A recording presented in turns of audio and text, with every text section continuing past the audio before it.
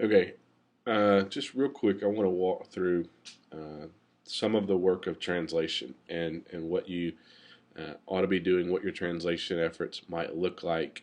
But just kind of want to give you an overview of the way I do things and how the process should go. So we're just going to look real briefly at Genesis 22:1. Hopefully, you guys have all translated this at this point. So maybe your translation lines up and this is kind of how you did yours. Um, but if not, then certainly this would be beneficial for you. Um, so the first thing that we see here is the verb vayahi. Um, we know, hopefully, you guys figured out it's a verb. Uh, we see the third masculine singular prefix here on vayahi. And then if we have that, plus we have the Vav conjunction. The Vav conjunction is pointed with the Patach, which would normally make us think Vav consecutive. We don't have a Dagesh in the Yod, so that might throw us off a little bit. But sometimes that happens. In this case, we're still looking at a Vav consecutive, just a Vav consecutive without the Dagesh. One of the things to remember about rules in Hebrew is that rules are made to be broken. um, we can have a rule and we can say that typically the Vav consecutive is pointed patach dagesh forte, but that doesn't mean that it always will. So here we have Vav consecutive, very first example, without the dagesh forte. So we have a Vav conjunction, we have the Yod prefix, we must be missing a letter. Uh, all our verbs have three root consonants. We only have two root consonants here in this example. So we're obviously missing a weak letter. Hopefully you deduced that that weak letter was another hey. So our root is haya. So we know it's a cal imperfect, Vav consecutive, 3ms from haya, meaning and it happened and it was, however you want to translate that, as long as you have that basic meaning. The next thing we have is this adverb, achar, meaning after. You'll just have to look that up. Very simple. Uh, then we have this adjectival phrase. I guess that's not really a good way to say it. An attributive adjective with a noun. We know that attributive adjectives follow nouns and that they agree with them in terms of gender, number, and definiteness. So we have a definite article on the noun. We must have a definite article on the attributive adjective. Look at our noun, devarim.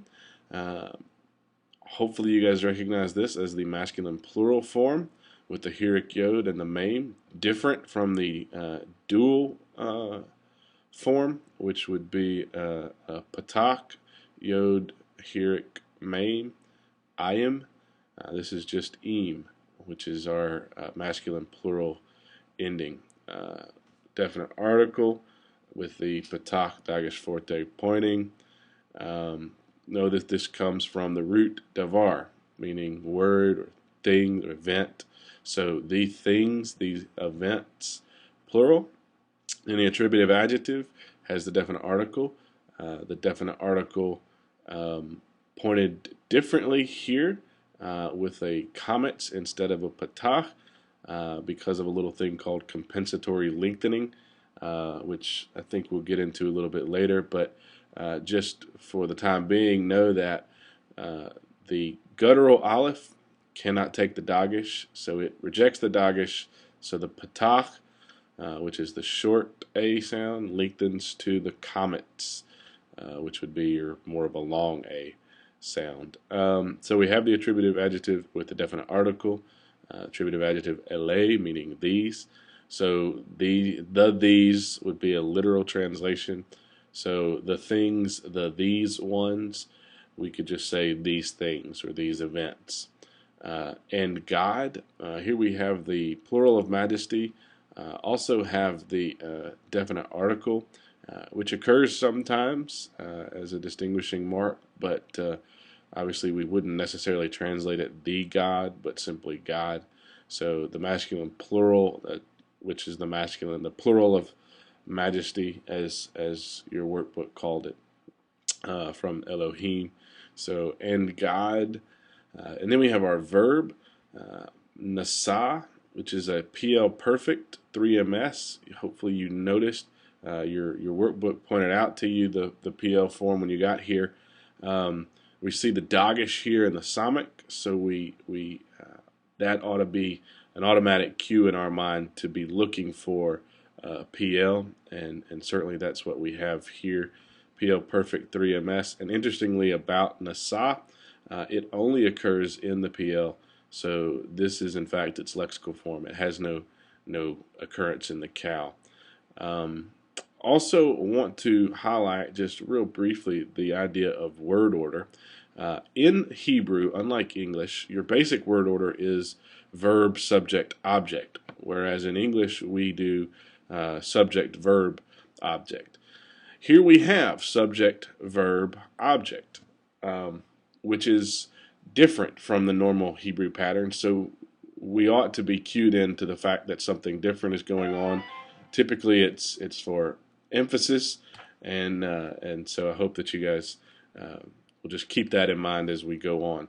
So, and God tested, and then our proper noun, et Avraham, have the sign of definite direct object, so we know that this can't be the subject, whereas we might expect, if we didn't have the definite direct object marker, we might think he tested Abraham, Abraham tested, which is how we would typically read Hebrew. But because we have this, we know it's a direct object, Avraham, the proper noun, Abraham. So, and God tested Abraham. And he said, Vayomer. Here we have Vav consecutive with the correct pointing. The Patach Dagesh Forte, the third masculine singular, prefix Yod with Amar, the root, so it's a Cal imperfect 3MS, Vav consecutive from Amar, and he said. And then we have our preposition with third masculine singular suffix. I don't think that Hunter has really dealt with this meaningless Yod, but it doesn't really have any effect on the translation, so I wouldn't be too concerned about that right now. But it is more of an aid in vocalization rather than translation. So El is your preposition meaning to. The Vav here is your third masculine singular suffix, and then the Yod just is a function of the vocalization of this. So Elive, to him, so and he said to him. Our subject here in Vayomer is still God, and so God says to Abraham, our direct object, and what does he say? Well, he says, Abraham, Avraham, proper noun here. And then we come down here and we see our subject has shifted, and I hope you guys picked up on this in working through. We have again Vayomer, same as last time, with the Vav consecutive, the third masculine singular prefix, Amar being our root, and he said. But here our subject is not God, our subject is Abraham. And this is sometimes the way Hebrew narrative functions. You don't always have the narrative, the author even, coming back and telling you Abraham said here, God said here, Abraham responded here. Sometimes we just have these shifts where we just kind of have to pick up on the fact that there is a change in subject, and that's what we have here. So God tested Abraham, and God said to him, Abraham. And he, Abraham, said, and he's speaking to God, and he says, Hineni, behold me. We have the demonstrative particle or interjection, if you want to call it that. Hine, meaning behold.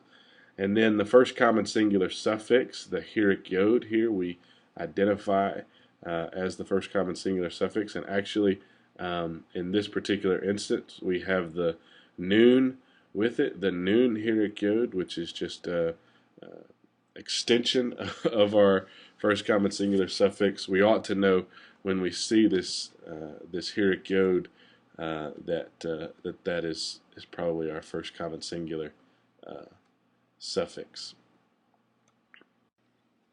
Okay, so as we look at the whole verse, try to put it together, and it happened after these things or these events, and God or that God.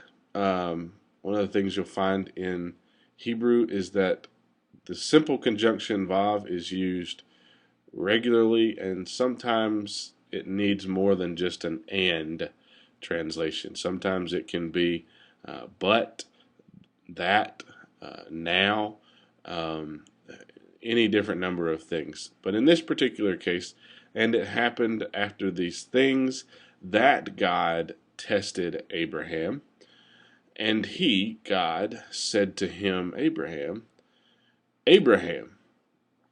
And he, Abraham, said, Behold me, or here I am. So that's just how your translations ought to be working. You ought to be moving through that way, and hopefully this will help you guys to be able to understand a little bit more. And I'll try to do this on a semi-regular basis if need be, but hopefully you guys are starting to get the hang of this translation thing.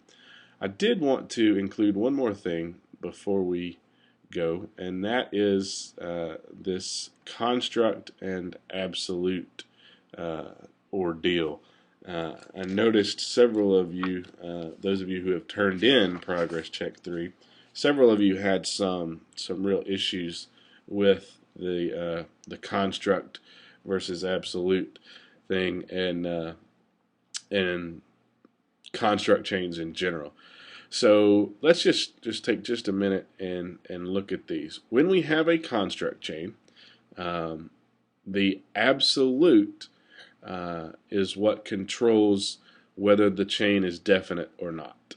If you remember, I believe it's note 33C in your Hunter workbook where he talks about that. If you have no definite article on your absolute noun, as we don't here with Bain, then the entire construct chain is indefinite. So, Devar Bain, we know that it's an indefinite construct chain, so a word of a son. If instead we had Devar Habain, then we would know that the entire construct chain is definite because the absolute noun is definite. So it would be the word of the son. So keep that in mind. Here now we have the plural construct ending, and you guys can't really see that right now. There you go. The plural construct ending, tsereyod, which is also the dual construct ending, but we won't really worry about that right now. But the plural construct ending, so we know this is words with an S, the plural. So words of a son, because it's not definite. But if we add the definite article to it, the words of the son. All right? Hope that's starting to make some more sense. Here again, we have singular word, and now we have plural, banim, sons. So a word of sons, because it's not definite, and yes, I recognize that that is extremely awkward in English, but we're not really worried about how it functions in English. We're just worried about helping you to understand the construct chain, the idea of the construct chain. So a word of sons, however, add the definite article, the word of the sons. So there you go. The last one that I want to look at is one that I know has caused some of you some issue, One of the things that Hunter, I don't think, does a great job of identifying is the fact that when you have what you would normally expect to be an absolute here with like bano, we see this as Bane with a third masculine singular suffix. Hopefully you recognize that. Bano. So his son. A lot of you have been identifying this as absolute, and to some extent you're right. But actually, when you have a suffix on a word, then that word is always in the construct form. You can see the difference in bano and then banim, bain. You've got a shiva here rather than, obviously here you've got a comet, you've got sere under these.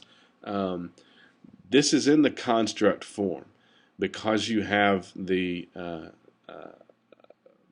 suffix, the third masculine singular suffix that makes it construct. And the way I always think about this is reading this as a construct, bano, rather than his son, son of him, which is essentially the literal way to read it, because this is construct, so son of in the construct state, him.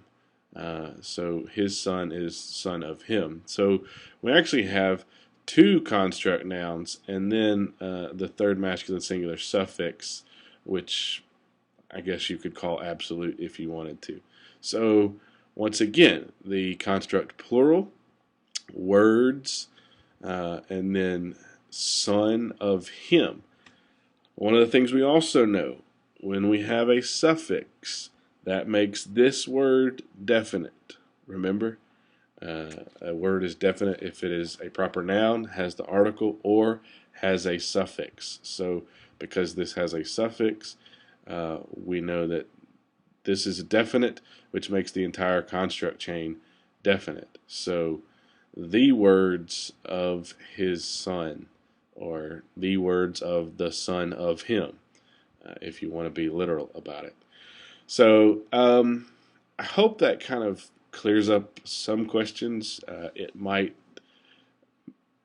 produce more questions than it answered, but I think the best way to think about words like this, words like bano with the suffix, in terms of construct versus absolute, is thinking about them as a construct, son of, and then the third masculine singular suffix, son of him, rather than reading his son, which might confuse you.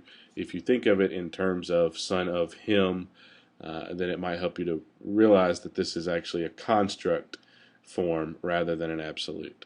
So I know this has been kind of a long video. I hope that maybe it's helped to answer some of your questions.